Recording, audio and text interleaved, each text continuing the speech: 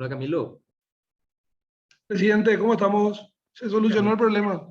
Sí, desde ya las disculpas del caso Che, porque es parte de las reuniones que estamos teniendo para el viernes. Así que estamos nosotros más conectados.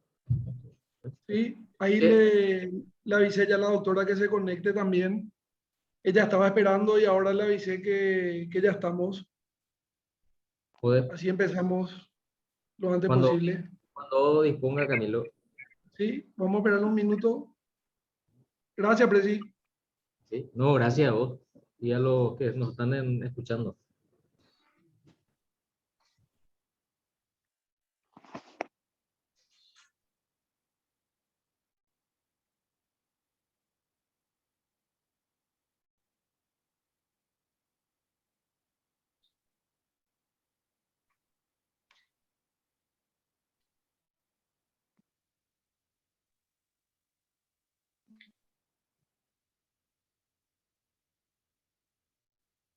Gracias a las 100 personas que ya están conectadas, presidente.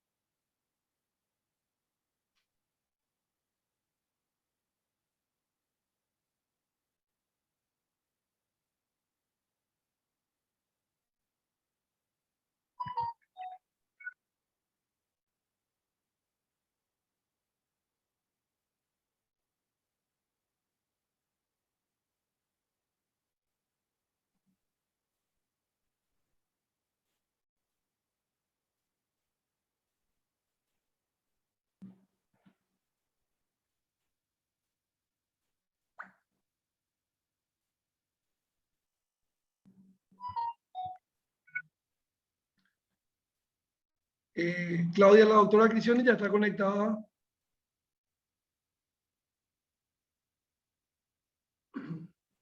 Aún no, doctor, aún no. Sí.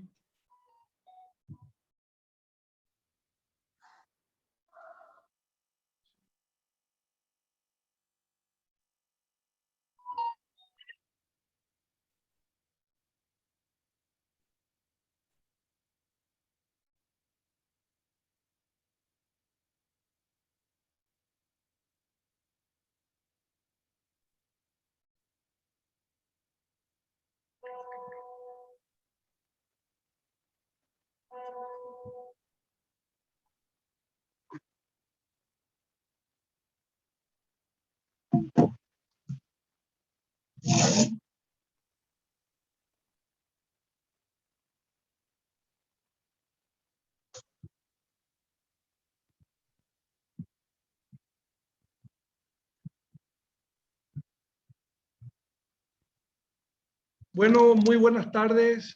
Desde la Asociación de Magistrados Judiciales, es un verdadero gusto poder compartir con todos ustedes y como bien decía el presidente, desde ya le pedimos una disculpa por estos 30 minutos de demora. Fue debido a que estábamos actualizando nuestro Zoom para poder tener mayor capacidad para recibir a las personas.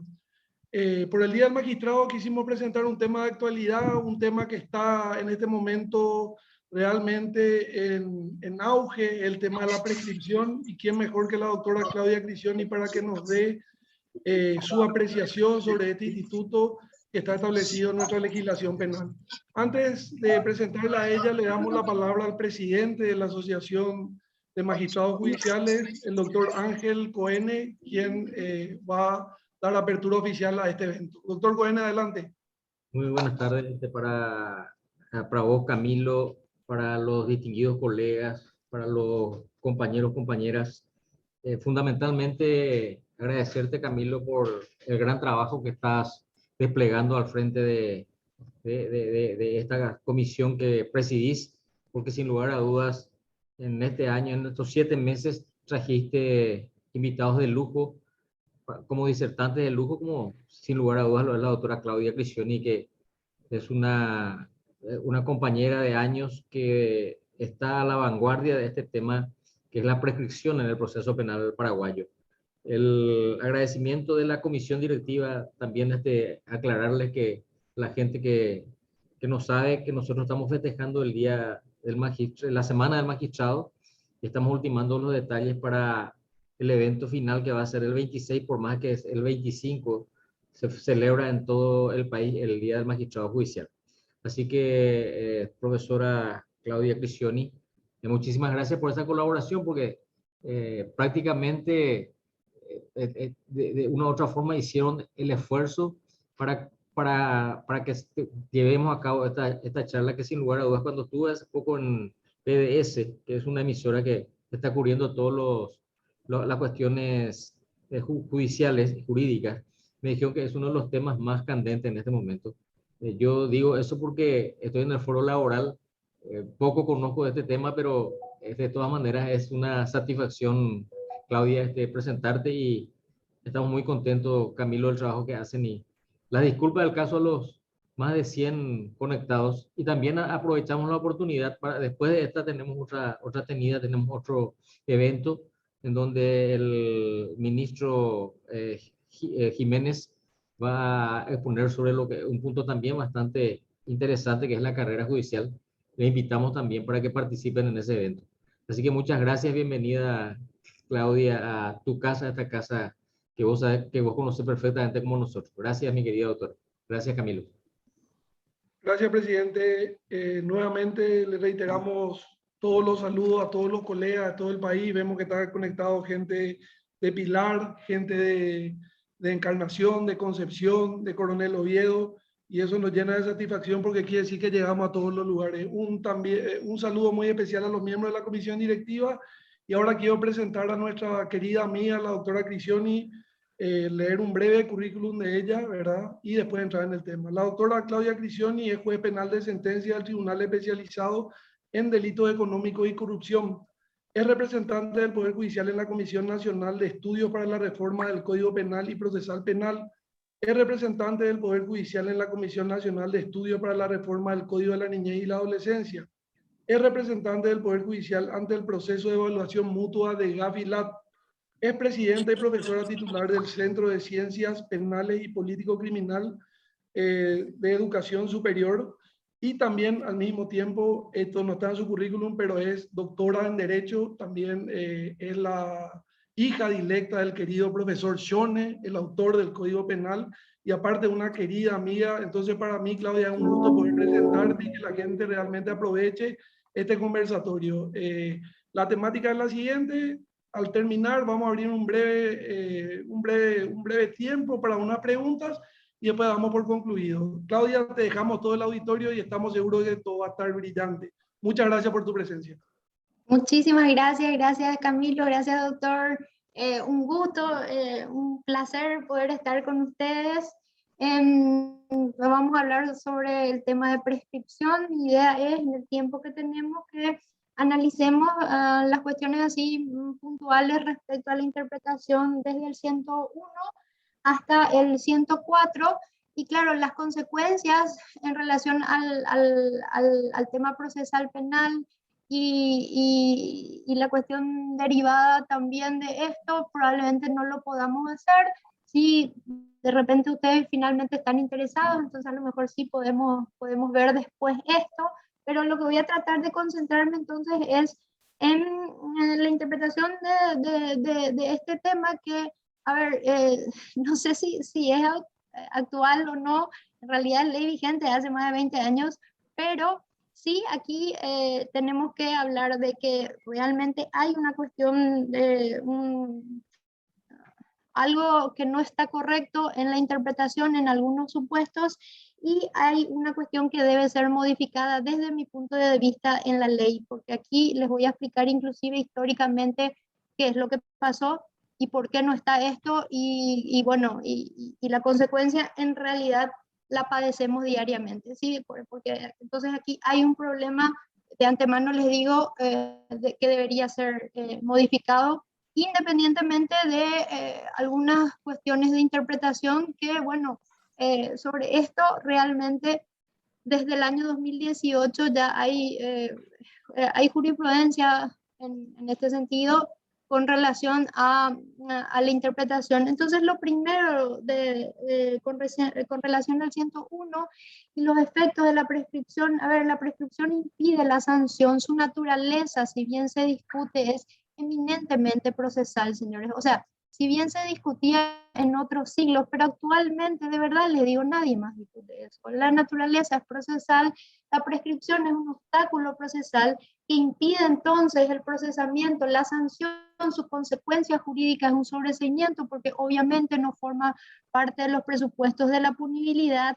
Y esto es sumamente importante por un tema re polémico en el que no me voy a meter hoy por falta de tiempo, y es la cuestión de si la prescripción o a la prescripción le abarca o no el principio de legalidad material. En realidad no, porque es presupuesto de punibilidad, de punición, y no tiene que ver con la descripción de la violación de la norma de conducta ni con la sanción. Pero como les digo, este tema lo voy a dejar porque sí es bastante polémico, sobre todo por la tradición que hay aquí latinoamericana, pero igualmente es importante que esto lo tengan presente. Su naturaleza es procesal, ¿sí? No tiene nada que ver, si bien está en el Código Penal, no tiene nada que ver con los presupuestos de la punibilidad, ¿sí? Y es una autolimitación que se pone el Estado, que tiene los siguientes fundamentos. Esto sí lo tenemos que internalizar.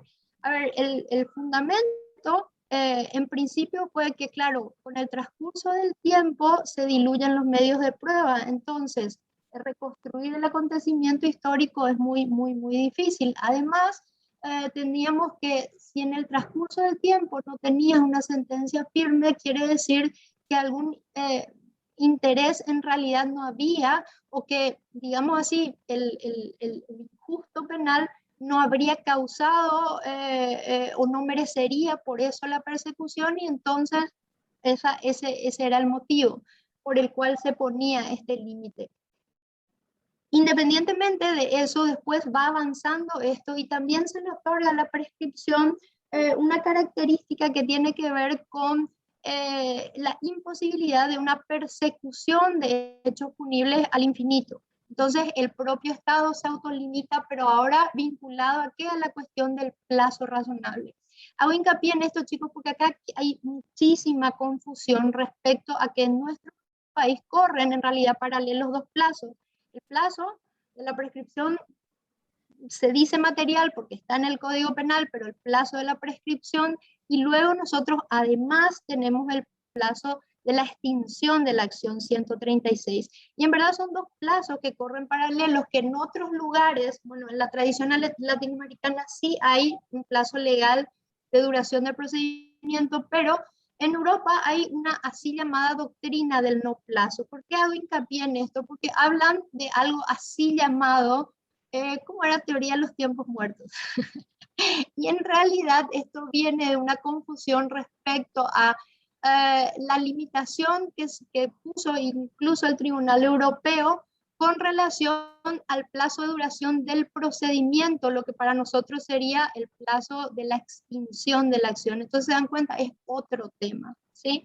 Vuelvo después a esto y les explico, pero estas son las pautas básicas que nosotros tendríamos que tener en cuenta para interpretar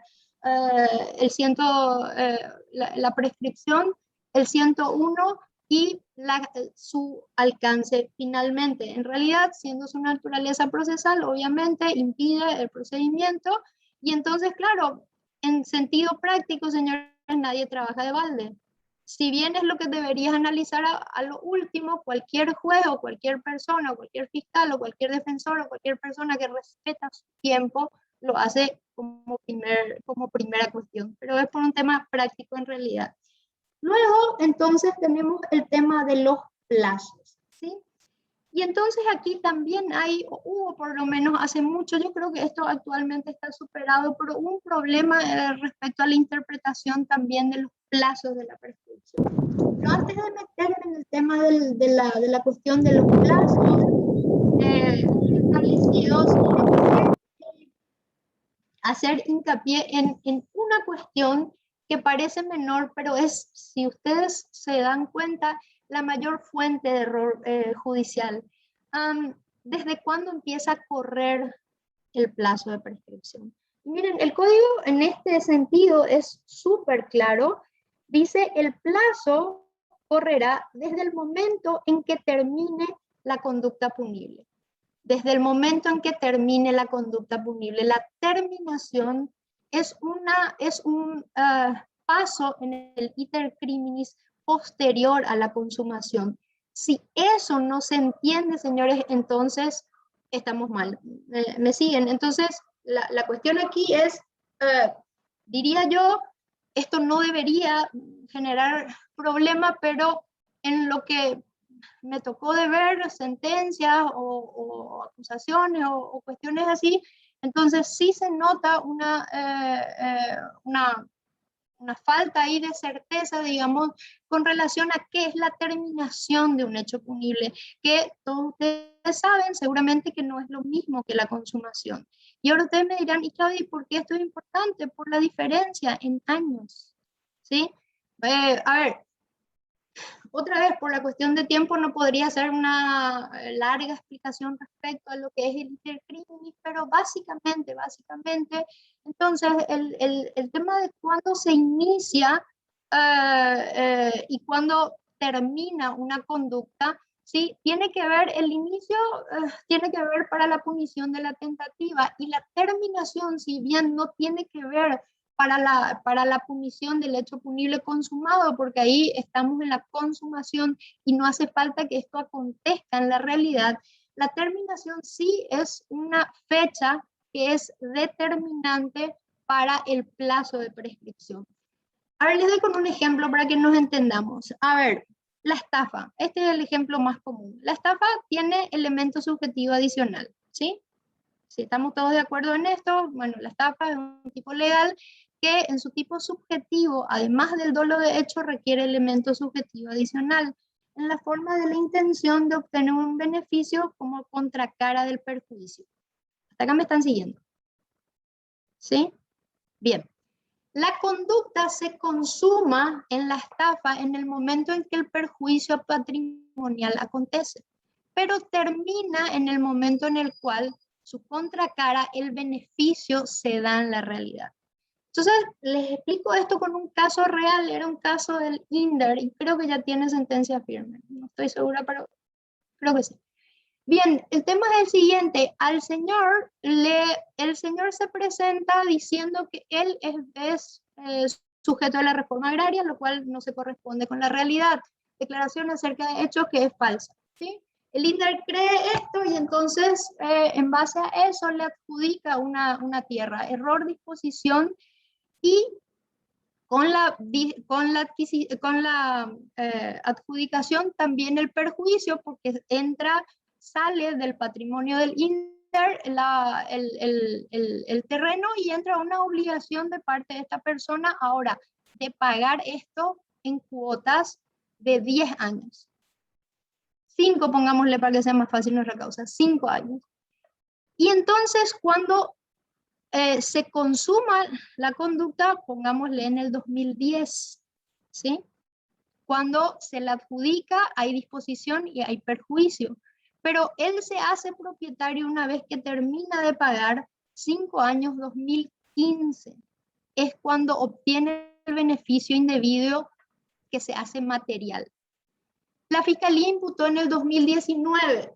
Pongamos y crean en mí por ahora que es 5 años el plazo de prescripción, prescribió no la conducta. ¿Me están siguiendo? Se consumó en el 2010, se terminó en el 2015, Fiscalía imputó 2019. ¿Sí? Profe, ¿qué tal? Sí. Gilby Quiñones te saluda. ¿Cómo estás, profe? Sí, hola Gilby. ¿Cómo estás? Profe, con tu explicación todavía no. Evidentemente no transcurre porque todavía no obtuvo el beneficio patrimonial. Que lo obtuvo en el 2015, cuando le transfirieron la propiedad. 4 años. O sea, y ahí se interrumpe la prescripción. Correctísimo. Entonces por el 104. Bueno, exacto. pero mi preocupación es la siguiente. ¿Cómo el tipo penal solamente requiere como elemento subjetivo adicional la intención de obtener este beneficio patrimonial? Entonces, mi pregunta o mi duda surge ahí, ¿en qué momento y si ese momento no es coincidente con, con la acción en sí misma o Con la consumación. o con la consumación, porque esa es mi preocupación como es un elemento subjetivo adicional y cómo nosotros lo medimos en la realidad. Justamente, está muy buena la pregunta y justamente ese es el tema, Gilby, por eso puse este caso real. Porque te das cuenta, aquí realmente y objetivamente, entre consumación 2010, que fue la fecha de la adjudicación, y cuando se le transfiere efectivamente la fecha de la 2015, vos tenés un espacio temporal de 5 años entre consumación y terminación. Pero puede darse, querida Gilby, que esto se da al momento. Es decir, a ver, le digo, ¿sabes qué? Te ofrezco este anillo de brillantes y el otro cree que es de brillantes y entonces me paga con un cheque y yo efectivizo el cheque al día siguiente. Entonces te das cuenta, consumación y terminación tienen un día de diferencia, lo que no te va a afectar en la prescripción. Por eso les había dicho, les pongo un caso para que ustedes lo que tengan, mi idea es que haya sensibilidad respecto a que terminación no es lo mismo que consumación, porque normalmente en la sentencia, en las acusaciones, se establece como plazo en que empieza a correr la prescripción o la consumación, lo cual es un error conceptual, o inclusive en la fecha de la realización del hecho. En la estafa sería la declaración falsa.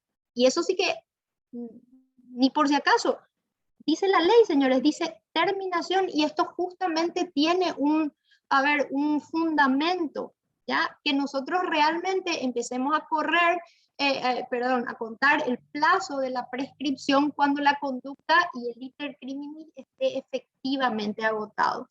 En la casuística puede darse lo que exactamente y correctamente dice Gilby, puede ser que consumación y terminación espacio-temporalmente coincidan. En mi caso que les dije, cobró el cheque al día siguiente o le pagó en efectivo, se consumó y se terminó, porque el perjuicio y el beneficio acontecen al mismo tiempo. Pero puede darse este caso que les dije que se discutió y el caso llegó incluso a la corte, este tema del INDER, puede ser que acá hubo 5 años de diferencia y se dan cuenta, aquí la diferencia sí iba a ser el sí o no de la prescripción, ¿sí? Esto es en cuanto a todos los hechos punibles que tengan elemento subjetivo adicional, todos los hechos punibles con elemento subjetivo adicional. Pero también puede darse que el hecho punible no tenga elemento subjetivo adicional y entonces podría verse que consumación y terminación coincidan. Pero además hay, señores, lo que se conoce como hecho punible de duración, secuestro. El resultado formal acontece el día en que a la pobre chica le llevaron, ¿sí? Por decir, no sé, cualquier fecha, 15 de agosto del 2015. Pero se prolonga todo lo que dura la privación de libertad, ¿sí?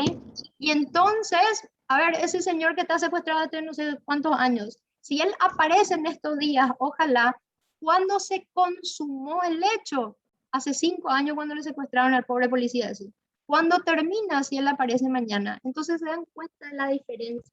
Esto es solamente esto en estas pocas horas, por eso les digo, como no puedo hacer un análisis dogmático de todos los hechos punibles, ni la estructura de todos los hechos punibles, solamente les doy ejemplos puntuales pequeños para que nosotros tengamos en cuenta que terminación no es lo mismo que en consumación y de ninguna manera es lo mismo que la fecha de la realización del hecho.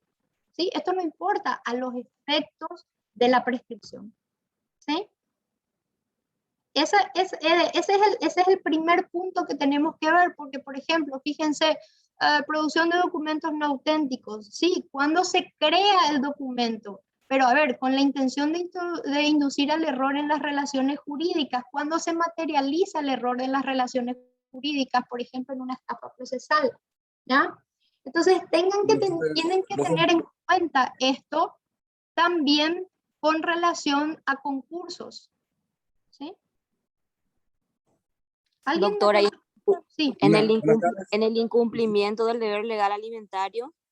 Esa es una súper buena pregunta y justamente lo que pasa es que el tema es tan interesante que claro, empezamos a hablar de tipos legales y entonces tenemos que hablar de la estructura de cada hecho punible.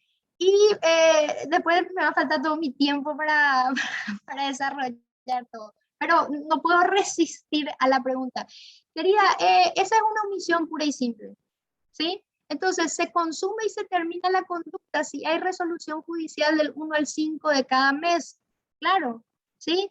Entonces, ¿cómo se cuenta esto? Y del 1 al 5 de cada mes. Y entonces, chicos, miren que aquí hay demasiado error judicial en la adopción de una figura que fue en realidad, en primer lugar, reconocida por la jurisprudencia alemana para solucionar el problema del concurso real, que ni siquiera aplica en nuestro sistema porque es totalmente diferente, y se dio a llamar delito continuado, figura que se abandonó en 1983, señores, nada más nadie habla de esto, que tenía o tiene algún sentido en la dogmática alemana y en la jurisprudencia alemana. ¿Por qué? Porque en caso de concurso real ellos tienen un sistema que se llama asperación y suman las penas, ¿sí? Y sacan un promedio y tal, o sea, tendrían que hacer con, si tenés un año de incumplimiento, son 12 incumplimientos, entonces ellos tendrían que hacer 12,65, entonces crearon la figura del delito continuado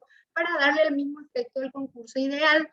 Nosotros no tenemos ese problema, nuestro código no hace distingo entre concurso ideal y real, y esta figura, que además es absolutamente incorrecta, no tendríamos ni siquiera base legal ni jurídica para aplicarlo. Entonces, es re interesante la pregunta respecto al incumplimiento, porque calculás así, querida, depende y de la fecha y tenés que contar por separado. Claro, finalmente hay un solo hecho, seguramente en sentido procesal, que incluye varios hechos punibles en concurso real homogéneo, y entonces 60 incumplimientos, 20 incumplimientos, 30, qué sé yo, no sé, los años. Pero tu tope sería el plazo de prescripción, 5 años. ¿Sí? Y así, chicos, esto va a variar de acuerdo a cada hecho punible. Por eso les había dicho, lo que pasa es que me complicó también lo que me dio 2 horas nomás, yo le dije bien que era poco. Y entonces tenemos que hablar sobre esta estructura del hecho punible para poder internalizar la cuestión. Pero, ¿por qué toco este tema? Porque es central, señores. Acá podemos meter la pata. ¿Se dan cuenta? Si nosotros no identificamos la terminación de la conducta, sí metemos la pata ya desde el inicio del cómputo, ¿sí? Y con todo lo que esto conlleva. Bien. Estamos entonces con relación al tema de la terminación. Lo que sería mi idea de hoy es que quede claro eso, que aquí corre el plazo a partir de terminación, ni consumación ni fecha de realización del hecho. ¿Sí? Profe, discúlpame. Sí, sí. Te quiero insistir porque realmente te cuento que me cuesta entender. ¿Cuál? Lo siguiente, el tipo penal de estafa, la terminación en los hechos punibles, en los hechos que tienen elementos subjetivos adicionales. Porque me cuesta nomás bajar a la realidad, porque como es un elemento subjetivo, ¿verdad? En el caso de la estafa, y dice, bueno, con el que con intención de obtener para sí o para otro un beneficio patrimonial, etcétera, ¿verdad? Entonces, la intención en el momento que está realizando la acción, para mí ya está teniendo la intención. En ese momento. Sí, está súper buena, Gilby, tu pregunta. El tema es el siguiente. Sí, ya entendí lo que me querés decir. Claro, para la consumación del hecho, para la punición de la estafa, vos no requerís de ninguna manera, Gilby, que la intención de obtener el beneficio acontezca en la realidad. Claro. No requerís de ninguna manera. Sí, solamente tenés que tener en cuenta esto para el cómputo del plazo de prescripción. Pero a los efectos de la punibilidad exacta y correctamente mejor que lo que vos dijiste no se puede decir. A los efectos de la punibilidad, no importa, no pasa nada. ¿Sí? Solamente yo les hice hincapié en esto porque sí puede llegar a tener una consecuencia en el cómputo del plazo de prescripción. Pero puede ser, como les había dicho, que inclusive no, que terminación y consumación coincidan espacio-temporalmente. Doctora, Sí. ¿cuál es la base teórica de esa afirmación que acabas de realizar? ¿De cuál, querida? ¿De cuál de todas? De lo que dijiste, de la intención, de que cómo yo determino que la intención no ocurre en el mismo momento en el que se realiza la acción. Porque yo puedo decir... Claudia, a ver, Claudia, sí. yo quiero intervenir. Sí, Vos adelante. dijiste algo muy cierto y estamos con el tiempo acotado.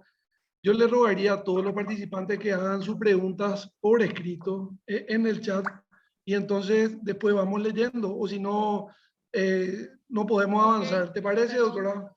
Está bien, cómo no, Camilo. Sí. Gracias, Gilby. Gracias, Gilby. Gracias, Claudia. Okay. Muy bien. Entonces, vamos a ver, seguimos esa pregunta que es súper interesante y entonces vemos, porque les digo, mi punto era que nosotros tengamos esta sensibilidad respecto a que la cuestión es la terminación, ¿sí? Bien. Ahora quiero, paso porque lo que era interesante respecto a esto es a partir de dónde cuento. Si yo tengo certeza de dónde cuento, estamos bien. Ahora viene la cuestión de cuáles son los plazos y cuál es la técnica legislativa del código. Fíjense, 1, 2 y 3, ¿sí? 15 años cuando el límite del límite máximo del marco penal previsto sea de 15 años o pena privativa o más de pena privativa de libertad. Es decir, el código te establece un techo. Si tu marco penal es 15 o más de 15, prescripción es 15. ¿Estamos claros? Marco penal 15 o más de 15, prescripción 15. Esto es para arriba. Luego, la técnica legislativa te nivela para abajo. 3 años, cuando el límite máximo del marco penal previsto sea pena privativa de libertad de hasta 3 años o pena de multa. Es decir, multa o pena privativa de libertad de hasta 3 años, tu prescripción es 3 años. ¿Entienden esto? Se hace para arriba y para abajo. Entonces, ahora les pregunto, ¿en cuánto prescribe una calumnia? Según el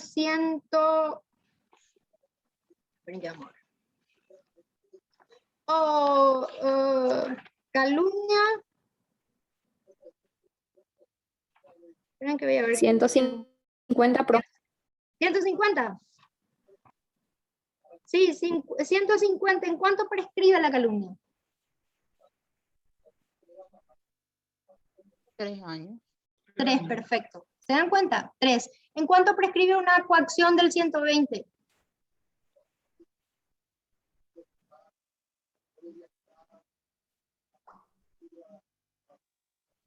También 3. Exacto, correcto. ¿Se dan cuenta? El código entonces establece 15 para arriba, 15, 3 para abajo, 3. ¿Ya? Porque miren, chicos, hay sentencias, ustedes no van a creer que dice que prescribe a los 2 años y eso no atiende nada, ¿verdad? ¿Sí? Esto es muy claro. 15 para arriba, 15, 3 para abajo, 3. Lo que te queda en el medio es el igual. Entonces, claro, estafa 5, hurto 5 y tal, y tal, y tal. ¿Sí? Esa es la técnica del código. Miren, y esto es interpretación gramatical. 1, 15 años para arriba, 15. 2, 3 años para abajo, 3. Y luego lo que te queda en el medio, en un tiempo igual al máximo de la pena prevista, privativa de libertad prevista en los demás casos. ¿Sí? ¿Por qué hago hincapié en esto? Porque también hay error judicial acá. Pero antes, ahora parece que ya se superó más. ¿Sí? Bien. Con esto entonces estamos claros. 15 para arriba 15, 3 para abajo 3 y lo que te queda en el medio igual al plazo. Y ahora viene un tema discutidísimo. Dice corre desde el momento de la terminación o desde que ocurra un resultado posterior. Esto otra vez, en base a la automática y el iter crimini puede darse. Dejo esto de lado porque, bueno, fácil. Luego, el plazo se regirá de acuerdo al tipo legal aplicable. Miren, esto fue una modificación de la 3440, ¿sí? Y en donde se estableció tipo legal. Y ahora, chicos, les digo esto no porque yo diga, hagan interpretación gramatical. ¿Qué es tipo legal? Establece el artículo 13 de definiciones. Y el artículo 13 de definiciones te dice lo siguiente: el tipo legal, ¿sí?, es el modelo de conducta con que se describe un hecho penalmente sancionado a los efectos de su tipificación. El tipo legal, señores, no es lo mismo que el tipo base. El tipo base es otra cosa, ¿sí? Totalmente distinta. Tipo base. El tipo legal, que describe el modelo de conducta sin considerar agravantes y atenuantes. Y acá nos tenemos que meter otra vez en un tema de dogmática penal más o menos complejo, no tanto, pero como les digo, mi amigo me dio poco tiempo. A ver, señores, independientemente de que gramaticalmente tipo legal y tipo base obviamente no es, yo les quiero explicar los fundamentos para no decirles es porque dice el código, ¿sí? Les explico las bases con relación a esto. Porque el error judicial suele darse en que equiparan tipo base a tipo legal y no es lo mismo. Puede coincidir, pero no. ¿Sí? ¿Me podéis esperar un... ¿Estamos hasta acá? Ok. No se escuchó, profe, porque estaba alguien hablando. Hablando. Sí. Tiene que silenciar su micrófono. Camilo tiene que hacer eso, no sé yo. Ya está todo silenciado. A ver, ¿qué hacemos entonces? Lo que estaba hablando es respecto a que seguramente ustedes, bueno, no sé en su experiencia, pero sí comparten conmigo que hay una confusión acá respecto a qué es tipo base y qué es tipo legal, y que mucha gente equipara tipo base a tipo legal y que nosotros sabemos que no es lo mismo, ¿verdad? Sabemos esto, ¿verdad? Estamos con esto. Bien, entonces voy a tratar de hacerlo de la manera así. A ver, les leí lo que dice el artículo 13 de definiciones, pero les quiero, a ver, explicar cómo va esto, a qué va esto y cuál fue también el fundamento respecto a esto. Miren, tipo legal entonces tiene que contener la descripción de la violación de la norma de conducta, independientemente de que esto sea agravado o no, pero debe tener inclusive modalidad o condición objetiva de autor. El problema histórico fue el siguiente, miren, nuestro código contiene lo que se llama ejemplos reglas de medición de la pena. Tiene ejemplos reglas de medición de la pena que son nominados y tiene ejemplos reglas de medición de la pena que son innominados. 187. Casos especialmente graves de estafa, la pena privativa de libertad será de hasta 8 años. 192, lesión de confianza, la pena privativa de libertad en casos especialmente graves será hasta 10 años. Estos se llaman ejemplos innominados de medición de pena, ¿sí? En los cuales el legislador lo que hace es dejarle al aplicador para que él establezca conforme al 65 casos en extremo grave en donde puede aumentar el marco penal. Pero de ninguna manera esto se corresponde con un elemento constitutivo del tipo. ¿Me están siguiendo? Si fuese así, esto sería violatorio del principio de legalidad material y evidentemente no lo es. De paso mato un fantasma porque hay gente que no sabe dogmática y critica sin saber y entonces habla del principio de legalidad acá. El principio de legalidad no tiene absolutamente nada que ver. Esto es ejemplo, regla, nominado y nominado de medición de pena. Nuestro código, a diferencia del alemán, del español, del argentino, contiene innumerables ejemplos nominados, además reglas de medición de la pena. Y les doy un dato fácil para saber si es elemento del tipo o es ejemplo regla. La diferencia está en el podrá o el será. Más fácil que esto, andar aquí. ¿Qué es lo determinante de esto, señores? Que los ejemplos reglas, tanto nominados o innominados, no pueden ser considerados para el plazo de prescripción. Que para el plazo de prescripción se considera el tipo legal, ¿sí? Entonces les pregunto ahora, a ver si nos entendimos, ¿en cuánto prescribe el tema de alimentos en su inciso segundo con sentencia judicial?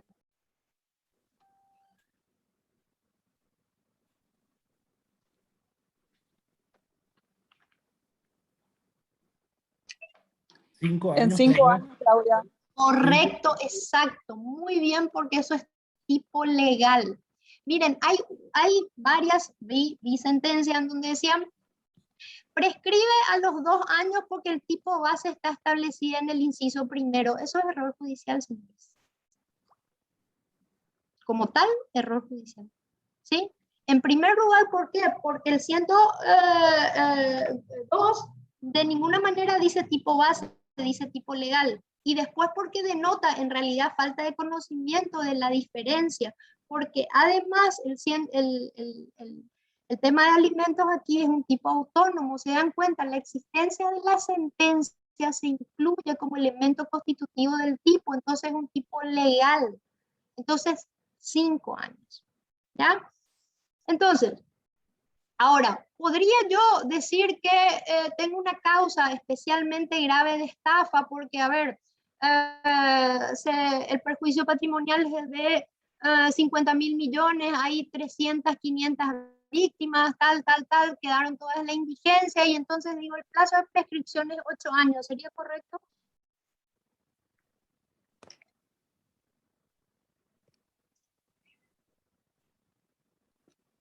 Sería 5 años, Claudia, igualmente. Correcto, correctísimo. Nunca podría yo tener en cuenta para el plazo de prescripción un ejemplo innominado de medición de pena.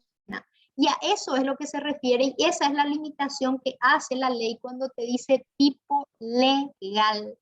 ¿Se dan cuenta? Diferente tipo base, tipo legal.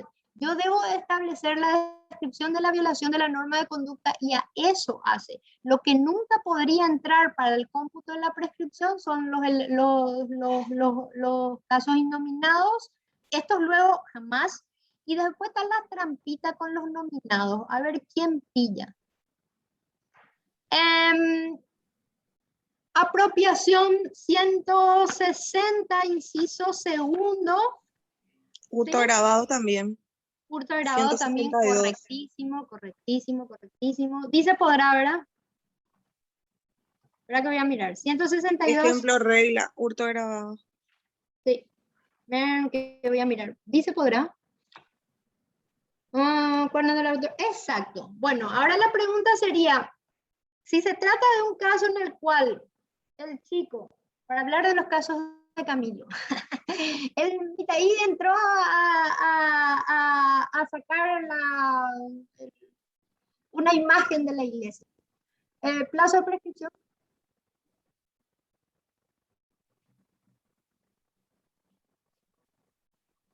¿Qué me dicen? 5. Exacto, correctísimo. ¿Por qué? Porque este es un ejemplo regla de medición de la pena y no es por el tipo base, es por el tipo legal, señores. ¿Me están entendiendo? ¿Sí? Profe, Esta una es la preguntita. diferencia que tienen que hacer. ¿Sí? Bueno, el tema del incumplimiento, lo que yo por lo menos no pude copiar, no pude entender el plazo, si es un hecho continuado, ¿verdad? Y No. ¿cuándo? Continuado no es. No es correcto. Sí. Bueno, Continuado entonces, y los incumplimientos sucesivos que vayan surgiendo en el transcurso del proceso, ¿qué es la interpretación de eso? Corren por separado, querido, ¿sí? Es decir, la cuestión va a ser la siguiente. Por ejemplo, a ver, acá me falta un pizarrón. La cuestión va a ser la siguiente. A ver, vos tenés, por ejemplo, el padre, entonces, teniendo la capacidad de hacerlo, acuérdense que es omisión, dicho sea de paso, no cumple con la obligación que ha sido determinada, pongámosle desde el del 1 al 5, del 5 de enero del 2013, ¿sí? Hasta estaríamos enero 2003, 2014, 2015, 2016, 2017, 2018. Y viene ahora en el 2020, sigue sin cumplir él, ¿ya? Pero entonces, a ver, ¿qué todavía está vigente, querido? ¿Sí? Pongámosle que la imputación es del 13 de enero del 2020, ¿sí? Y yo les dije desde el 2013. Lo que pasa es que lo que interrumpió fue la imputación en el 2020 y solamente tenés 5 años atrás, ¿sí? Entonces, todo el resto está prescripto. Hay tribunales que, lamentablemente, con error judicial, entonces aquí hablan de un delito continuado y entonces le hacen como si fuera uno y hacen un plazo de prescripción con el último incumplimiento. Y esto es incorrecto, señores, porque este es un caso de manual de concurso real homogéneo. Se consuma y termina la conducta mes a mes. ¿Ya? Eso es lo que podría ser interesante, independientemente de los presupuestos de la omisión y todo esto, esto es lo que podría ser interesante para el día a día de sus sentencias. Esto es lo que ustedes tendrían que ver. Correcto. Bueno, está bien. Está muy bien la explicación y para entender también, probablemente hay que ajustar un poquitito la parte legislativa, ¿verdad? Porque imagínense pedirle a la madre que haga diferentes juicios, ¿verdad? Porque muchas veces son pobres, ¿verdad? No, querido, no, yo no estoy hablando de diferentes juicios. Aquí, por eso te digo, todo es un hecho en sentido procesal, ¿sí? Todo esto es un hecho en sentido procesal. De ninguna manera hablé de diferentes juicios. Al contrario, precisamente porque nuestro código prevé pena unitaria, es que nosotros no tenemos la obligación de hacer miles de juicios. Al contrario, se hace todo en uno, ¿ya? Precisamente, justamente por eso, aquí es donde viene la equivocación. Al contrario de otros países en donde hay concurso real y se hace un distingo y se hace varias mediciones, nosotros tenemos el principio de pena unitaria para ambos tipos de concurso, ¿sí? Entonces, en realidad no podría hacerse mucho juicio, tiene que hacerse uno solo, porque lo que hay que tener aquí en cuenta es lo siguiente: hecho en sentido procesal no es lo mismo que hecho punible. Hecho en sentido procesal pueden ser uno o varios acontecimientos históricos, ¿ya? ¿Sí? Esto es muy importante, como les digo, tengo poco tiempo para tocar varios temas, porque claro, acá yo toco prescripción, pero depende justamente de varios presupuestos, y entonces estoy haciendo puntualmente algunas cuestiones que, según lo que más observé, diría yo, de los problemas que hay en la aplicación de la prescripción, pero obviamente esto está vinculado a la estructura de cada hecho punible, ¿sí? Y está vinculado también justamente a nuestro tema del concurso, a lo que yo les pido que tengan absoluta sensibilidad con relación a esto, porque miren, el sistema de pena unitaria que adopta el Código Penal paraguayo no lo tiene nadie, no lo tiene ni España, ni Argentina, ni Alemania. Y muchas veces lo que pasa es que tomamos libros de estos países y entonces copiamos o su jurisprudencia o su doctrina sin darnos cuenta que nuestra ley es distinta y no aplica, señores, ¿sí? Nosotros tenemos un sistema que es mucho más fácil de aplicar, pero que es absolutamente distinto, por lo que no te sirven otras legislaciones, ¿ya? Ni siquiera el alemán, ¿sí? Bien, entonces, nos entendimos súper bien con relación al tema de tipo legal y tipo base, ¿sí? La cuestión de la modificación, les digo, esta fue histórica porque fue justamente, pasó lo siguiente: había una causa que un fiscal imputó y que dijo que el plazo de prescripción era 8 años porque dijo que se trataba de un caso especialmente grave de estafa. Entonces los legisladores reunidos no quisieron que esto vuelva a ocurrir, entonces colocan esto de tipo legal para hacer entender, ¿sí?, que se trata en realidad no de la cuestión del tipo base, sino de donde tenemos que sacar lo que es ejemplo regla de medición de la pena o ejemplo inominado de medición de la pena. Por eso justamente te dice, sin tener en cuenta agravante o atenuante prevista en la parte general o en la parte especial. Por ejemplo, en la parte general, fíjense, tiene como, el cómplice tiene una pena que debe ser un marco penal, inclusive que tiene que ser disminuido obligatoriamente. Entonces, ¿tengo que tener en cuenta eso para la prescripción? No. El 70, precisamente concurso, establece un marco penal mucho mayor para casos en donde haya concurso real, homogéneo o heterogéneo, o concurso ideal, homogéneo, heterogéneo, no hace distingo acá. Entonces, ¿varía esto el plazo de prescripción? No. Eso es el mensaje que quiso dar el legislador cuando modificó la 3440, pero lamentablemente en la aplicación entonces se confundió tipo legal con tipo base, ¿sí? Estamos sobre este punto, sí, sobre este punto estamos claros, entonces estamos bien. ¿Sí? Esto era lo álgido, digamos, acá, pero ustedes no tienen ningún problema con relación a eso, porque normalmente me suele pasar que el tema de ejemplos, reglas, nominados y nominados no se comprende tanto para ustedes súper bien, así que paso esto que era algo que podía trancarnos. Entonces, con relación a esto y con relación al 102, estamos claros. Empieza a correr en la terminación, tenés los plazos para arriba, para abajo, lo que queda en el medio, y el tipo legal no es lo mismo que tipo base y no es definitivamente lo mismo que ejemplo regla, ni nominado o innominado. Y entonces nosotros, claro, depende del conocimiento de dogmática penal que tengan para en la parte especial aplicar esto correctamente, ¿sí? Les doy como pauta, es demasiado fácil, en realidad si es podrá es ejemplo regla, si es será es elemento del tipo. Más fácil que eso, no. Solamente, claro, yo largo una cosa así y entonces esto tiene una explicación dogmática larguísima que no tengo tiempo, pero podrían chequearlo en cualquier manual serio de derecho penal.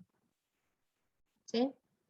Bien. Doctora, entonces la palabra será es para el tipo legal o al revés siempre. No, así mismo, será es tipo legal y podrá es ejemplo regla nominado o innominado en la edición de pena. Ok, dale, gracias. Exacto. Sí. Bien. Después, ¿qué era otra cuestión aquí? Esto me parece que sobre esto estamos bien. Y ahora viene nuestro problema, el tema de la interrupción. ¿Sí? O sea, ahora ya sabemos y podemos establecer desde cuándo se cuenta y qué plazo tenemos para contar. Y ahora viene la cuestión de la interrupción, ¿sí? Que es lo que me parece que es lo que está generando la discusión. Bien, dice el código y establece la prescripción será interrumpida por, y se dan cuenta que tiene...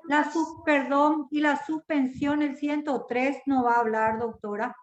Voy a hacer primero, querida Diana, voy a hacer primero el 104 de interrupción, que es más fácil, y después les explico el tema de la suspensión, porque esa también, o sea, lo que yo creo que ha generado tanta polémica ahora es justamente la falta de diferenciación entre cuáles son los efectos de la interrupción y cuáles son los efectos de la suspensión. Son cuestiones totalmente distintas. Como es más fácil lo de la interrupción, empiezo por eso, perdón Diana que no, perdón, mil disculpas que no expliqué, tenía en mi cabeza eso. Empiezo con esto para después explicar lo otro que es en ese sentido, digamos, más complicado, porque aquí en el 104 es donde yo les dije, tenemos un problema en la interpretación de muchos magistrados, no la Corte hace rato ya tiene esto desde el 2018, pero tenemos un problema legal. Aquí sí debería haber una modificación del Código Penal, que en aquella que no se hizo, a pesar de que se quiso hacer, pero bueno, era un tema también aquí de los legisladores. Bueno, entonces, ¿cómo se interrumpe la prescripción? Cuenta y establece el artículo 104, si ustedes ven, una serie de actos procesales que son pasos procesales que te llevan a la inicio y fin del procedimiento. ¿Sí?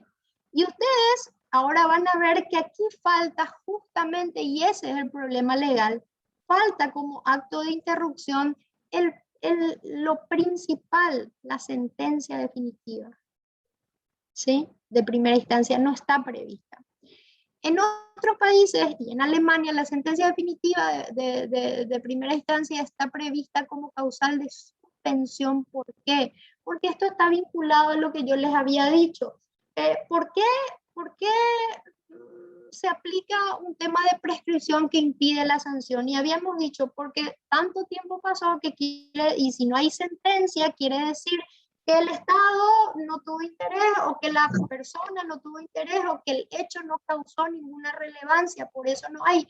Pero si yo tengo una sentencia, esa es la materialización, la demostración, la petrificación de que hubo interés estatal en la persecución penal. Entonces, y en consecuencia, la sentencia debería ser causa de suspensión. Los legisladores no querían esto porque dijeron no, porque íbamos a tener este procedimiento eterno y no sé qué, no sé qué, no sé qué. Y bueno, si no querían como causa de suspensión, tendría que haberse incluido como causa de interrupción, que es lo que hay en Argentina. En Argentina la sentencia es causa de interrupción, no de suspensión. En Alemania es causa de suspensión. Pero les hablo de la corrección de que debería ser causa de suspensión. Igualmente, ¿qué es lo que pasó en nuestro país? Ya que ellos no aceptaron que sea causa de suspensión, deberían haberlo aplicado como causa de interrupción. No lo hicieron. Entonces nosotros tenemos un desfasaje legal porque lo último que interrumpe acá es el AI de elevación. Entonces, claro, con reenvío y esto prescriben todas las causas. Obvio que esto iba a pasar. Lo vengo diciendo desde, corrían los años, no sé. Entonces, se dan cuenta que son pasos lógicos. A ver, acta de imputación, luego acusación, luego citación para indagatoria. Bueno, esto tendría que estar antes, no está ordenado ahí. Autodeclaración de rebeldía, esto podría darse en cualquier parte del procedimiento, eso sí, no hace falta orden. Auto de prisión preventiva también se puede dar en cualquier parte. Auto de apertura a juicio. Pero se dan cuenta, imputación, acusación, auto de apertura, faltaría la sentencia, que es cuando se termina. No está. ¿Sí? Pero les explico históricamente por qué. Porque la idea del proyecto, del código, era que sea causa de suspensión, por las razones que les he comentado. Si un Estado se expresa a través de una sentencia, no hay más materialización de tu manifestación de que esto sí causó y sí fue relevante, entonces debería ser causa de suspensión. No quisieron los legisladores, pero después se olvidaron o no sé qué pasó, pero no lo pusieron como causa de interrupción. Entonces nosotros tenemos como último acto el AI de elevación, ¿sí? Y ahora viene lo que desde mi punto de vista ha generado mala aplicación, pero les digo, la Corte, esto desde el 2018 ya tiene una postura firme sobre esto. Miren, luego,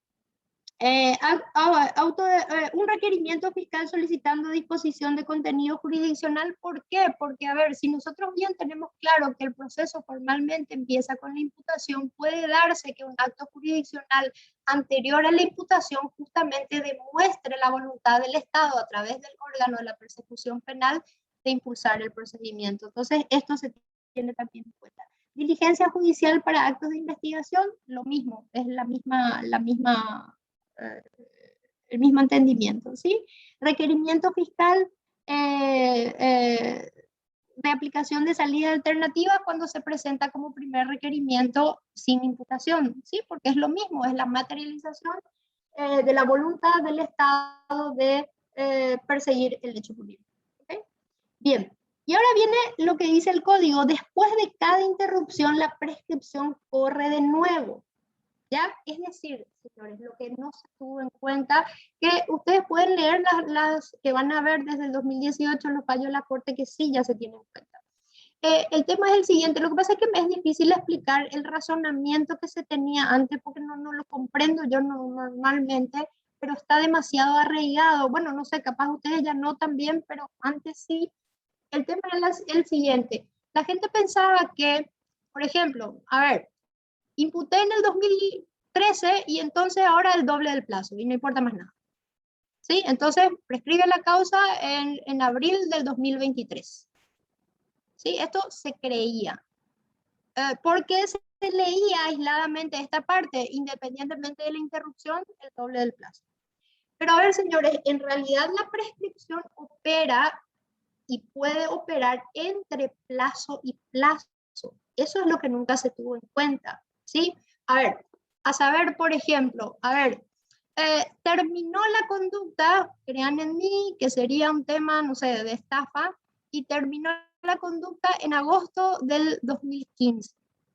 Se imputa en el 1 de agosto del 2015, se imputa el 29 de julio del...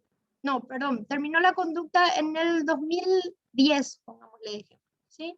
Terminó la conducta en el 2010, el 1 de agosto del 2010 y se imputa en el 29 de julio del 2015.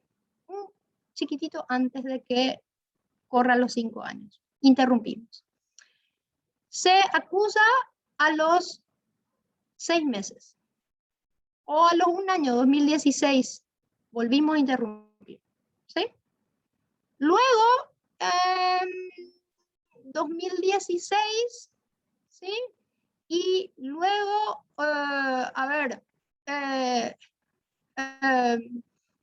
hay el AI, se hace la audiencia preliminar en el 2020, noviembre del 2020. Entre acto y acto de interrupción, entre la audiencia preliminar, entre la acusación 2016 y AI de elevación, tenés 4 años y algo.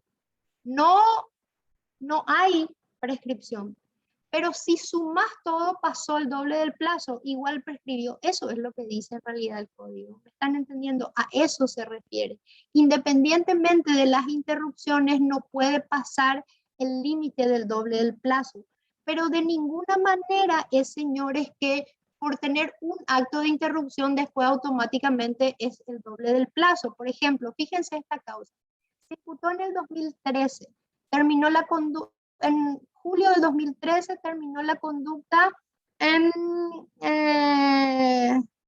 marzo del 2012, ¿sí? Se imputó en el 2013, luego se acusó 1 año después, 2014. Y la preliminar es un hecho de lesión de confianza, 5 años de plazo de prescripción. Y la preliminar se hizo en el febrero del 2021. Es decir, entre acusación y preliminar tenés 6 años. Todavía no tenés el doble del plazo, pero ya tenés 6 años. ¿Prescribió o no la causa? Claro que prescribió. ¿Me siguen? ¿Sí? Esto es algo que antes los tribunales no hacían. La Corte del 2018 sí tiene esta postura. Y les digo, o sea, no es esta postura, es la interpretación literal, gramatical de la ley. Y les digo, el problema aquí y lo injusto aquí y por qué estamos todos en desacuerdo, por qué no nos gusta lo que pasa, porque falta la sentencia como se quiera, falta la sentencia de primera instancia, porque ¿qué pasa por ejemplo ahora? Miren, el caso que prescribió, que la Corte estableció la prescripción, es un caso súper conocido, además, es un caso que a mí me gusta mucho porque es de omisión culposa, 107,15, era de un nene un recién nacido y que, bueno, no impidieron la muerte de él finalmente culposamente en un sanatorio conocido. Bien. El AI de elevación era del 2014. La sentencia fue en el 2016 y para el 2019 no había sentencia firme. Entonces la Corte dice, escribió, ¿por qué? Porque pasó en realidad el plazo de 5 años contando desde tu último acto de interrupción, que fue el AI de elevación. Por eso les digo, aquí falta la sentencia de primera instancia, sea como interrupción, sea como suspensión. Yo diría tiene que ser como suspensión, pero si no aceptan esto, debería ser acto de interrupción, porque por ahí viene nuestra cuestión de por qué se prescriben las causas, y es lógico que prescriban si no tenés el último acto, obviamente. O sea, ese es el tema. Lo que pasa es que mucha gente no estaba tan consciente de esto porque había esta mala interpretación de que vos tenías un acto de interrupción y después ya tenías que esperar el doble del plazo. Y esto no es así. ¿Se entiende esta parte?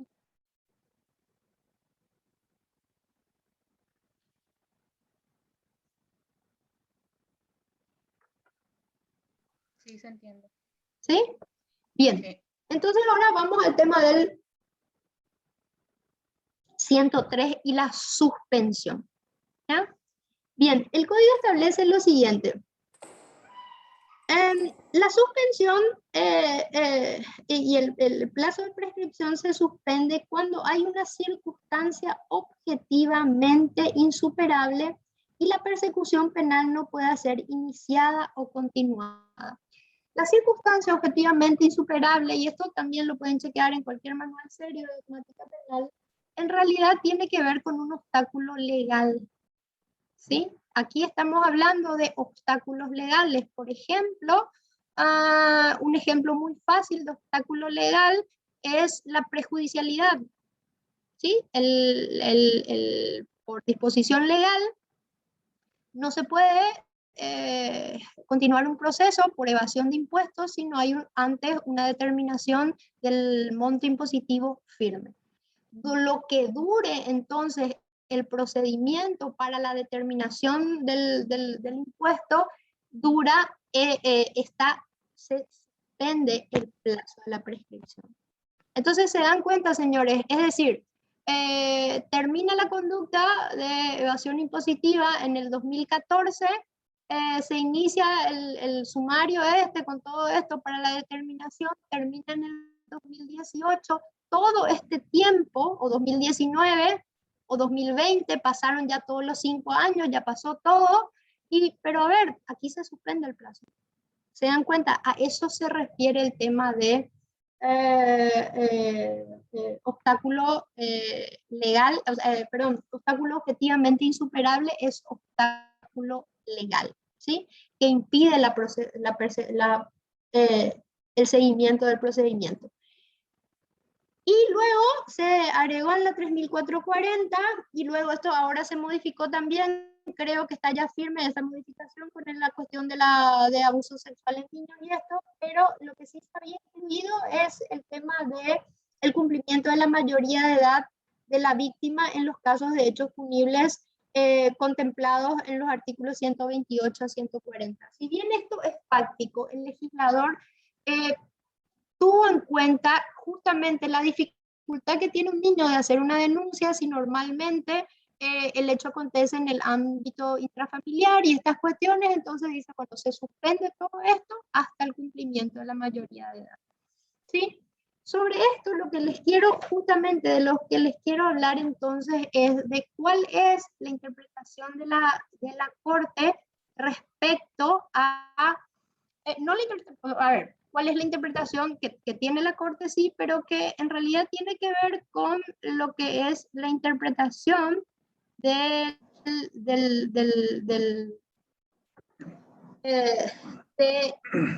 efecto de la rebeldía en el proceso penal. ¿Sí? Bien, la rebeldía, habíamos dicho, interrumpe y es una causa de interrupción. ¿Sí? Como eso estamos todos claros. Hay una AI de rebeldía, entonces Camilo dicta el AI de rebeldía el 12 de septiembre del 2015 y eso es causa de interrupción. Ahora, lo que pasa es que el MITA-I se fue el 15 de septiembre del 2015 y volvió ahora en el 2021. ¿Sí? Ya pasó los 5 años, ya pasó el doble del plazo, ya pasó todo lo que hay, entonces prescripción, no señores. ¿Por qué? El AI de rebeldía, la resolución interrumpe, pero lo que dura la rebeldía, ¿sí? Que si bien ustedes me dicen, bueno, Claudia, esto es fáctico, claro, puede durar un año, puede durar un día, puede durar 10, puede durar 20, pero tiene una consecuencia jurídica en nuestro proceso penal, porque el proceso penal paraguayo no admite juicio en ausencia.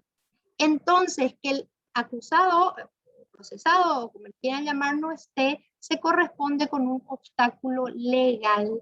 ¿Me están entendiendo? Por disposición del artículo 83 del Código Procesal Penal que impide juicio en ausencia. Si nosotros estuviésemos en Brasil, no sería obstáculo legal, porque ahí se puede y se hace y se le condena esté o no esté. Nosotros no. Entonces, se dan cuenta, se habla así de un doble efecto, pero yo creo que esto no es tan correcto hablar de esto. En realidad es un efecto. El efecto es, con relación a la rebeldía, el siguiente. El ay de rebeldía interrumpe. Lo que dura la rebeldía, que puede ser un día o puede ser 10 años, suspende.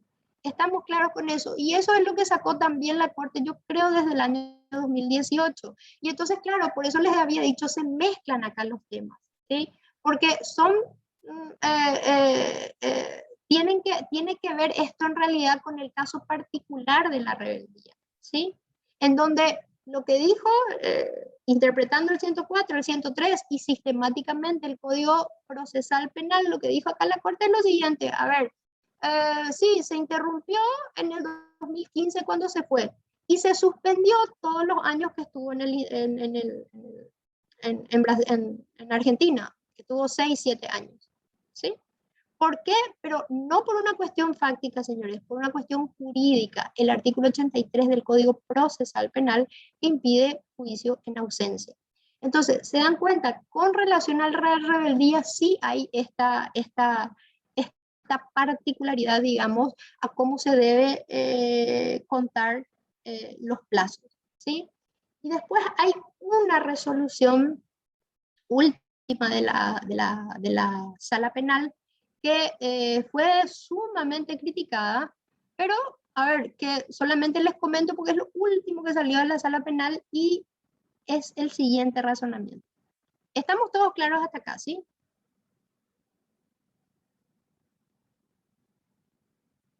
Exacto. ¿Me permite, profesora? Sí, por favor. En el caso de la rebeldía, el transcurso del doble del plazo de prescripción, ¿y opera eso? Claro que por no decir, Hurto transcurrió 10 años en rebeldía, o más de 10 años en estado de rebeldía.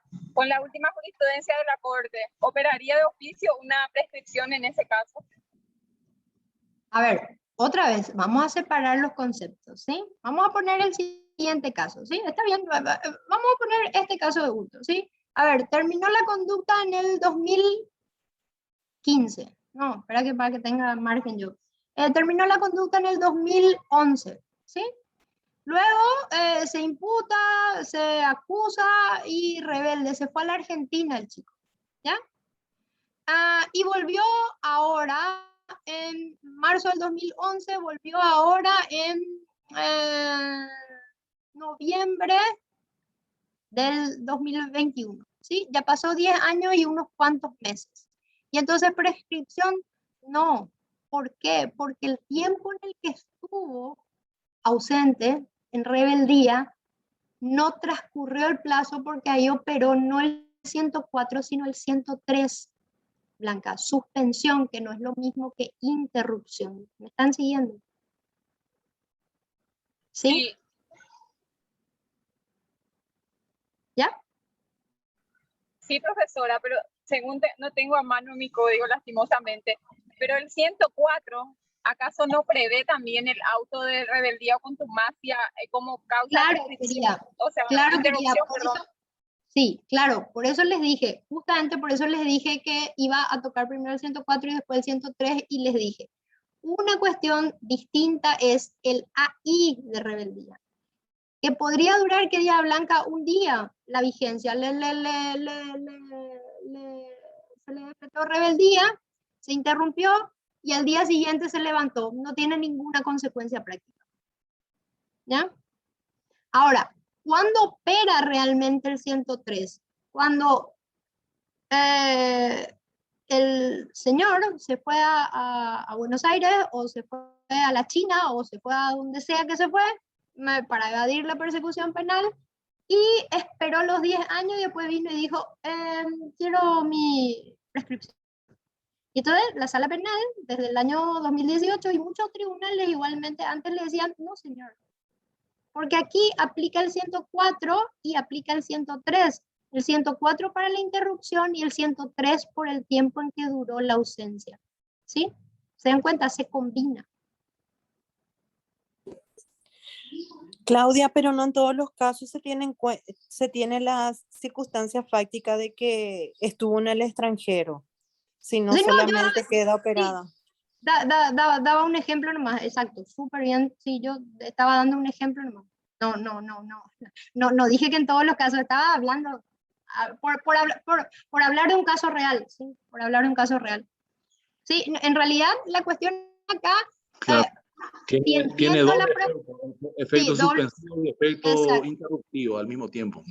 Le dicen así doble efecto y creo que así se entiende mejor, ¿sí? Es decir, lo que pasa es que se combina en realidad acá el efecto, porque, a ver, el AI, la resolución como tal, interrumpe, pero lo que les digo, lo que es fáctico, que es lo que dura el estado de rebeldía, el tiempo en que la persona no esté, que puede ser 2 horas, ¿sí?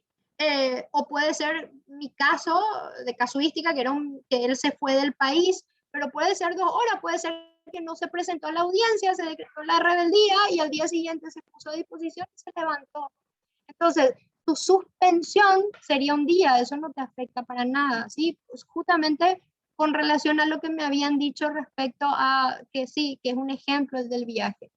Lo que podría darse y lo que muchas veces mucha gente cuestiona es lo siguiente, señores, pero esto no sería arbitrario teniendo en cuenta que hay muchas rebeldías arbitrarias. Sí, no vamos a negar esto.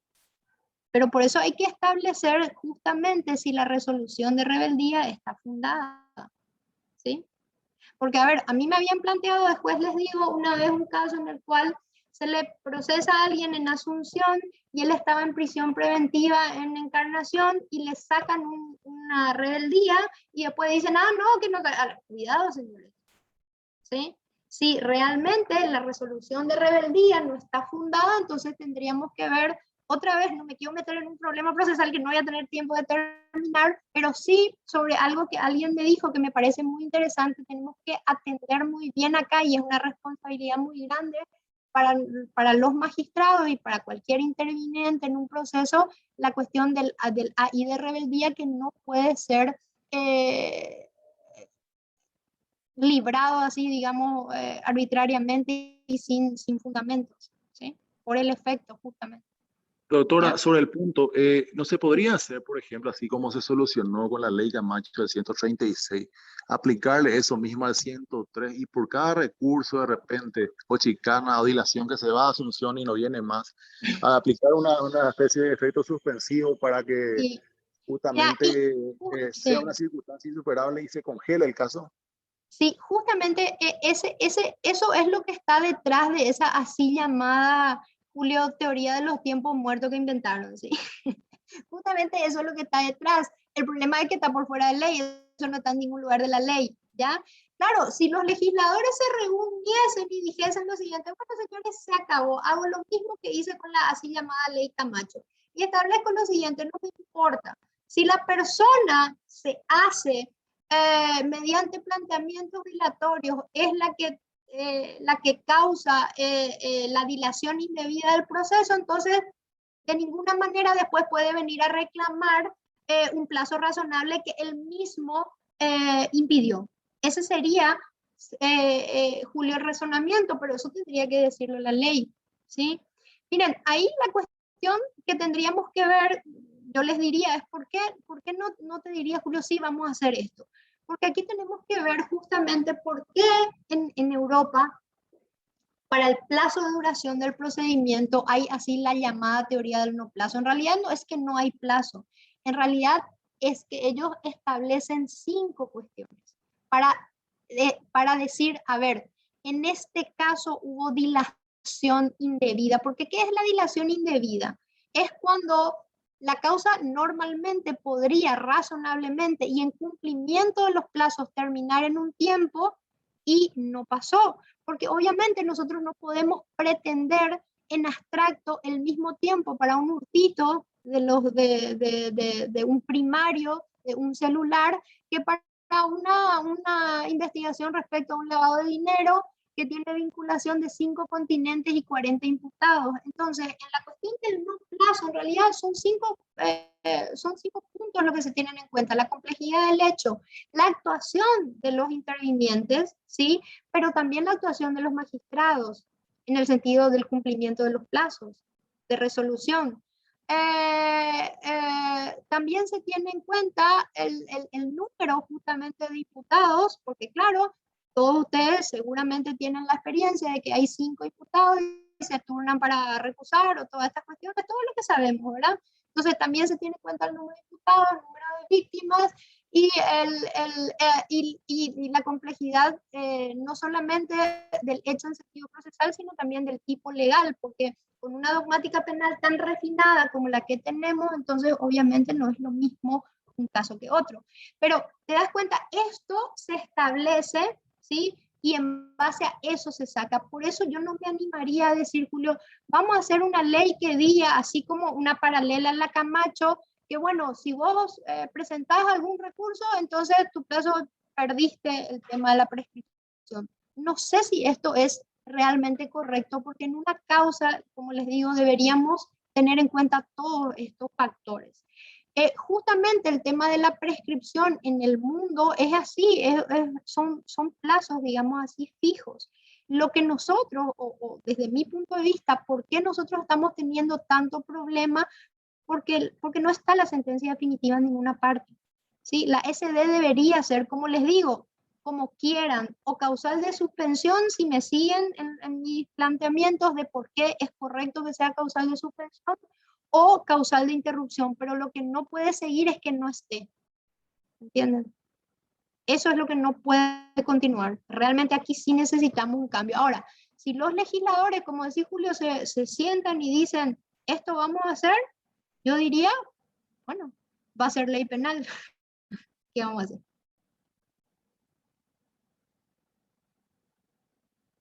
¿Sí? Excelente, excelente. Y eso es lo mejor. Pienso que por cada sentencia tendría que hacer una interrupción, ¿verdad? Y finalmente aplicar ese tiempo muerto también, que sería lo más saludable. Una causal de suspensión, digo. Sí, pero como les digo, eso es algo que tendría que hacerse por ley. Lo que no se puede hacer es por judicialmente, porque aquí por el principio de reserva de ley, ¿no? Bueno, con eso yo creo que hice así, apuradísima, como siempre, hice un pantallazo, digamos así con ustedes, de lo que es la interpretación del 101 al 104, y no sé, Camilo, si me faltó algo, si no me expresé claramente con relación a algo. No, excelente. Y no sé cómo estamos ahora también. Tenemos todavía 15 minutos si querés seguir con algo y después una pregunta, porque hay varias preguntas que recibimos. Y sobre todo la que más se reitera es, hiciste muchas veces mención al buen manual. ¿Qué manual vos recomendás para leer este tema, así según lo que estás explicando, ¿verdad? Eso preguntaron varias veces acá los amigos. A ver, ¿qué manual recomiendo de dogmática penal? Sí. Yo diría que lo más accesible, bueno, no sé, hay varios. Yo recomendaría, sobre prescripción como tal, yo diría Roxin. Pero sobre ejemplos, regla, medición de pena y todas estas cuestiones, yo les diría Frister o les diría Wessels. Este libro es fabuloso. Esto fabuloso es, pero yo no sé si hay acá. Pero acá sí hay Frister, hay Roxin, hay Jeschek, cualquiera de ellos, diría yo. Puedo hacerte las preguntas si querés. Empezamos con la pregunta, porque varias ya respondiste a lo largo de tu exposición, pero te puedo ir preguntando para ver un poco más, ¿te parece? Sí, lo que quería, no sé si tengo tiempo, Camilo, de lo que les quería hablar, así muy resumido, pero pueden ver el fallo, porque me parece este fallo que tendríamos que analizarlo, me parece un buen fallo, creo que finalmente tiene, busca la justicia, busca una corrección en un procedimiento que busca verdad y justicia, es verdad, pero a ver, les cuento cómo va la mano. El tema fue el siguiente, y qué es lo que aplicó acá la Corte, otra vez para decirles, para no que se confunda con ese asunto de plazo muerto y tiempo muerto y los muertos. El tema es este. Miren, la causa fue así. Se presenta acusación, y luego pasan 5 años y no se llega a la preliminar. ¿Por qué no se llega a realizar la audiencia preliminar? Porque la Sala Constitucional pide el expediente con las compulsas, y es decir, la juez de garantías no tenía forma física de hacer la audiencia. Había un montón de urgimientos de querella y de la Fiscalía para realizar la audiencia preliminar. Finalmente, bueno, se libera, por así decirlo, el expediente de la Sala Constitucional 5 años y 2 meses después, y igual el juez de garantías hace la audiencia, recurre la defensa, y Cámara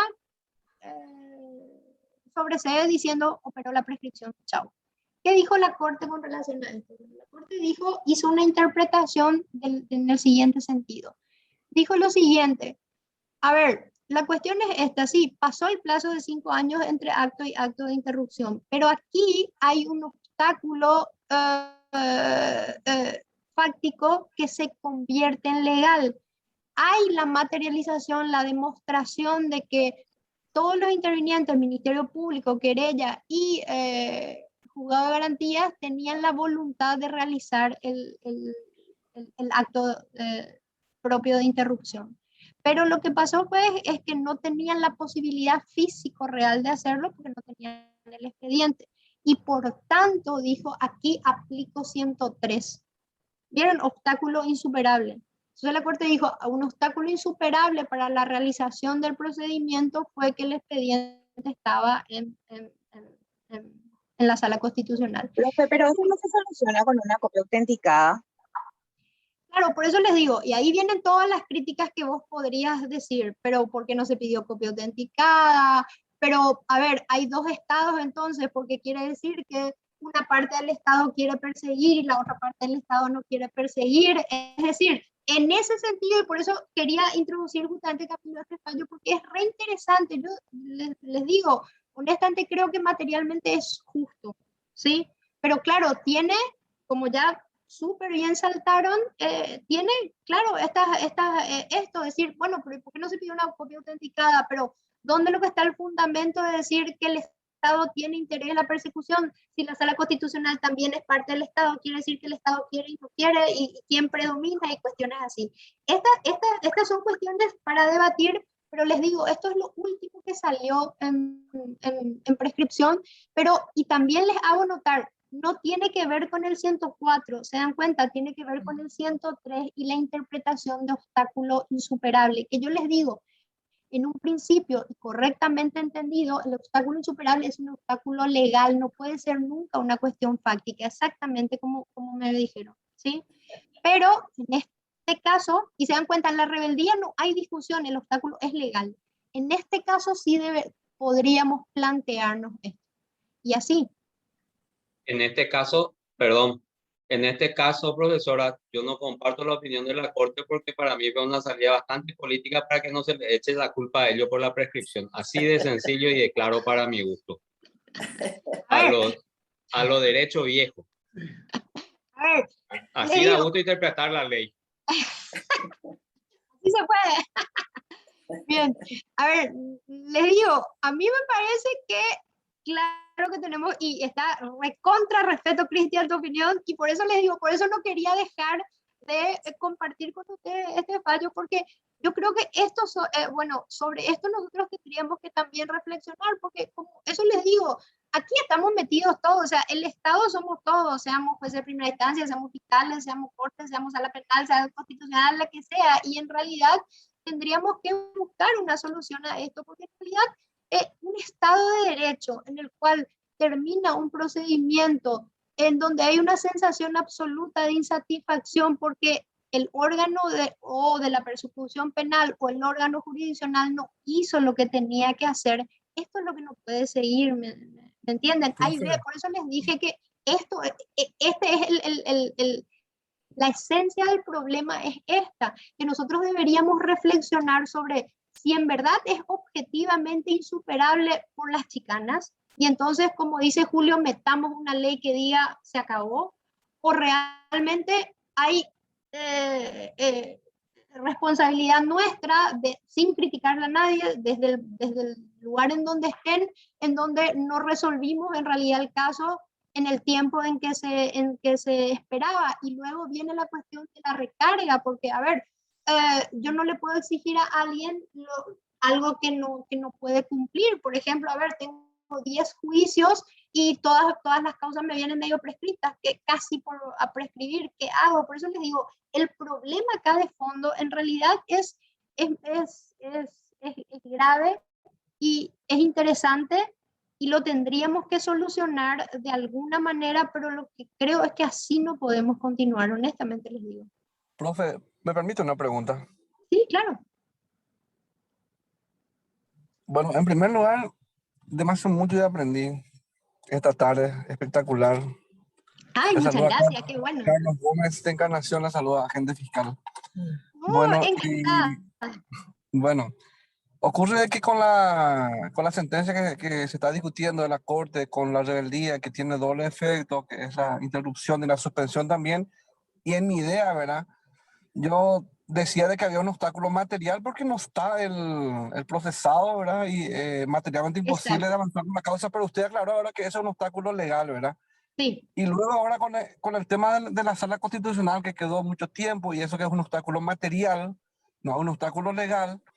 Entonces mi pregunta es, profe, estoy conduciendo, ahora me estacioné para, para hacer esta intervención. Si es obstáculo material, entonces no suspende para la prescripción. Si hay un obstáculo material, tiene que ser un obstáculo legal para No, que a pueda ver, darse una sí, suspensión. exacto. Sí, esta es una discusión, es súper interesante. Miren, hay una cámara que sacó un fallo con relación a esto. Pasó lo siguiente. Yo les diría, y por eso les digo, en cualquier libro serio que lean de dogmática penal van a ver que se refiere el obstáculo objetivamente insuperable siempre es un obstáculo legal, ¿sí? Pero tu pregunta es súper interesante. Miren, hubo este fallo de esta cámara que creo no se recurrió. Yo realmente les digo, no comparto, pero a ver, lo que pasó fue lo siguiente. Era un pobre señor que entonces tenía una mala vecina, que a su vez era escribana. Entonces un día la mala vecina le pide, no sé para qué, su cédula. Entonces el señor le presta la cédula y ella lo que hace es después con eso producir un documento no auténtico y una escritura pública y ella se transfiere un terreno de este pobre señor. Este señor se entera de esto 12 años después, ¿sí? Entonces el Ministerio Público le dice, lo siento, señor, prescribió, ¿ya? Y Cámara dice, no, aquí hubo un obstáculo material que es que el señor no sabía y se enteró después, por eso no aplicó 103. Pero sobre tu súper buena pregunta, yo diría justamente, ven, esta causa es triste, ¿ya? Pero no, el 103 no se refiere a cuestiones prácticas, sino tiene que ser jurídico. Correcto. Muchas gracias, profe. Ok. Claudia, paso a la pregunta entonces. Sí, decime. Excelente. Esto para no dejar pasar esta pregunta que me interesa. Con relación al Código de la Niñez y la Adolescencia, libro 5, artículo 221, preguntan, en todos los casos, dice la norma, prescribirá por el plazo máximo de la duración de la medida de libertad. Es decir, en todos los casos prescribe a los 8 años independientemente del doble del plazo con sus interrupciones y suspensiones, preguntan. Hijo, la verdad que Camilo, no estoy en condiciones, déjenme, voy a estudiar eso y después con gusto les respondo porque tendríamos que ver acá sistemáticamente la cuestión de la interpretación, ¿sí? Perfecto, gracias Claudia. ¿el planteamiento de un recurso puede equipararse a un requerimiento de contenido jurisdiccional para la interrupción? No. No. Esa es la pregunta. Sí, exacto. A ver, el requerimiento de contenido jurisdiccional, por eso les dije, en la mecánica del proceso era así. Normalmente empieza el proceso formalmente con la imputación, pero existen otros requerimientos a los que el legislador les quiso dar la misma entidad que la imputación. Porque entonces el tema era, a ver, ¿qué va a hacer el Ministerio Público? No tiene elemento para imputar, pero le prescribe la causa y va a tener que imputar de balde, ¿me entiendes? Entonces dijo el legislador, no, espera. Entonces te vamos a dar herramientas. Vos estás investigando y querés saber si tenés sospecha suficiente, pero hay interés en la persecución penal. ¿Y cómo demostrás este interés? Con un requerimiento que pida una cuestión jurisdiccional. Perfecto, clarísimo. Consulta. ¿Por qué o en base a qué sostenés que el obstáculo objetivamente insuperable debe ser legal? La norma así no lo establece. A ver, por eso les digo, tendrían que leer cualquier manual serio de dogmática penal y van a darse cuenta que un obstáculo objetivamente insuperable tiene que ser un obstáculo que sea de pretensión de validez general. Y un obstáculo de pretensión de validez general solo lo puede establecer la ley porque es de aplicación para todos, o si no, el problema que cada uno tenga vamos a incluir en el 103. Perfecto. Otra pregunta. ¿Podría determinar la diferencia con lo señalado en el artículo 138 del Código Procesal Penal? Es una de las últimas preguntas que entraron. ¿Determinar la diferencia? Con el 138. Ah, ya, sí, bien. Lo que pasa es que me están sacando de mi libreto, pero está muy interesante, porque ese suele ser un tema de metida de pata, ¿sí? Sumamente interesante. A ver, el 138 dice lo siguiente, lo que pasa es que quedó como descolgado del 136. El 138 dice que el proceso no puede superar el plazo de prescripción.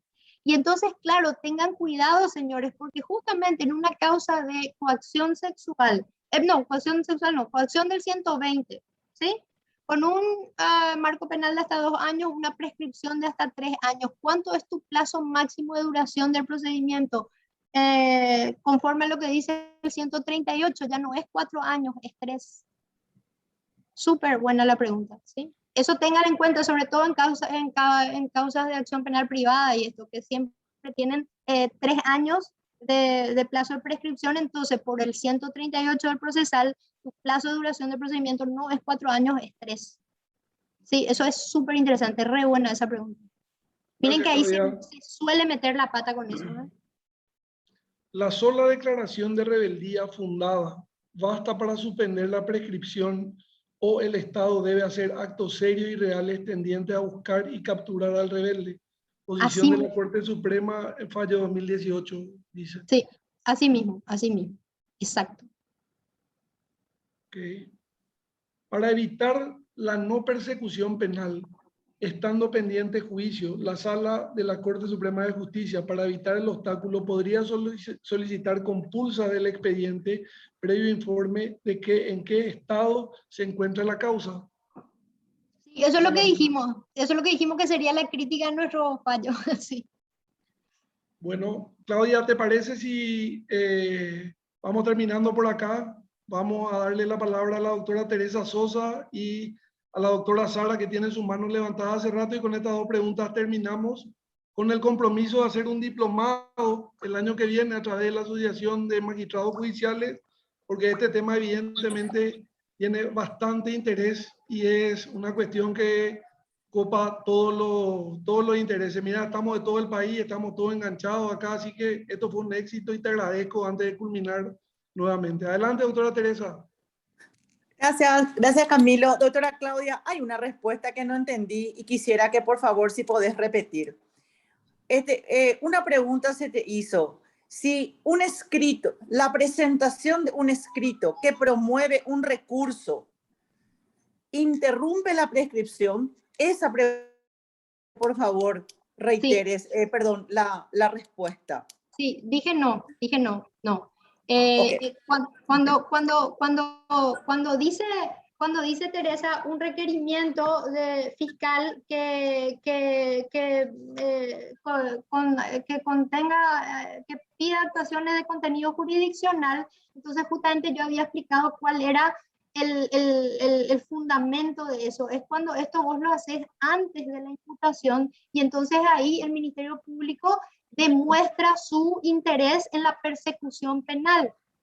Perfectamente claro, comparto. Gracias, Claudia. Ok, gracias. La doctora Sara, si se encuentra presente para hacer la última pregunta. Bueno, parece que ya salió. Claudia, antes que nada, quiero pedirle a todos que prendan su cámara. Acá el doctor Víctor Paredes me está insistiendo. Adelante, doctor. Última pregunta. Doctor Víctor Paredes. Sí, doctor, gracias. Quería preguntarle a la doctora Claudia, ¿no podría interpretarse las actuaciones procesales dilatorias como un obstáculo legal con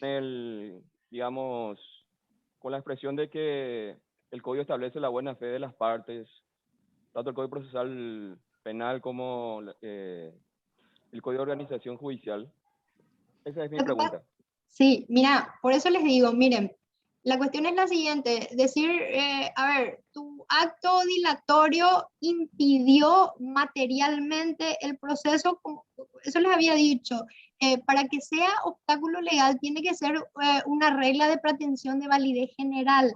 Y lo que no podemos nosotros decir, les digo yo esto respetuosamente, les digo chicos, nosotros no podemos decir que todo planteamiento es dilatorio, porque si a la persona le corresponde 50 incidentes y le corresponden los 50 incidentes, ¿qué es lo que es dilatorio? Cuando el incidente planteado o lo que sea que planteen no tiene fundamento. Pero miren, hay veces que sí tiene fundamento. Por eso es lo que a mí me parece y no me gusta de ninguna manera luego la expresión así chicana y eso, porque si una persona está ejerciendo su defensa correctamente y bueno, entonces, ¿por qué vas a decir que esto es? Ahora, cuando vos te das cuenta que la persona realiza planteamientos dilatorios, entonces, pero viste, eso vos no lo podés establecer como regla general. Por eso es que Europa tiene esa, como les dije, doctrina de no plazo, porque lo tenés que resolver en el caso concreto. A menos, como había dicho, no me acuerdo quién, que el legislador se reúna ahora mismo y diga, bueno, no me importa, y haga así como hizo en la ley Camacho y diga, bueno, esto también lo aplico para la prescripción, y se acabó. Que, a ver, va a ser ley, si es intrínsecamente justo, tengo yo mis dudas. Excelente, doctora Claudia. Gracias de nuevo. Les pido por favor a todos que prendan su cámara para la foto oficial, para que todos podamos salir acá en esta jornada donde aprendimos mucho. Juanpi, cuando vos me digas, por favor, prendan sus cámaras.